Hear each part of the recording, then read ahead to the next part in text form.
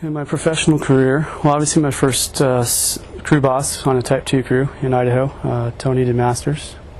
He was, the right amount of goofy and fun and the right amount of discipline. There's a time and place for all things, and he taught me a lot. In my hotshot career, it's mainly been Kyle Cannon, who was, through much of my time here, squad leader, assistant, and superintendent, and Marshall Brown. And Kyle and Marshall worked together for 7 or 8 years.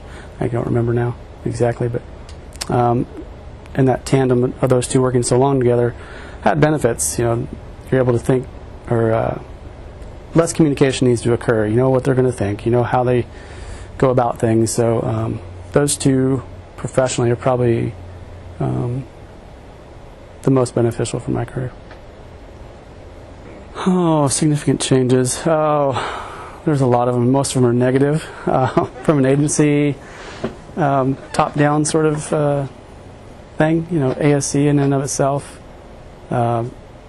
sounded good on paper, I imagine, to somebody to save money and all that. But what I don't think they failed to capture the amount of time it takes on our end and on their end. Okay, so I sit here on the phone for an hour. There's an hour of my wages wasted. An hour of somebody else's wages wasted. Versus when we could hire here at the local level, I go across the street, I talk to somebody face to face, we figure it out, we move on. Now it has to get elevated to a different level. Seemingly, hiring is becoming more and more difficult.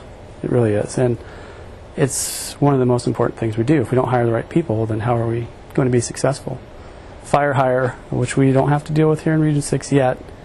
When it's described to me what people go through for that process, it seems like the death of organized hotshot crews.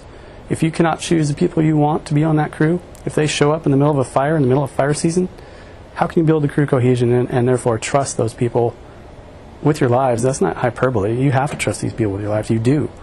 And your new assistant, your new squad leader shows up. I've seen it happen on a fire, on a Region 5 hotshot crew, in the middle of fire season. Here you go. How does anybody look at that and say, that's the way we should be doing things? I don't understand. But even here, it just gets more difficult. Every year, something changes with the process, so you've got to learn that over.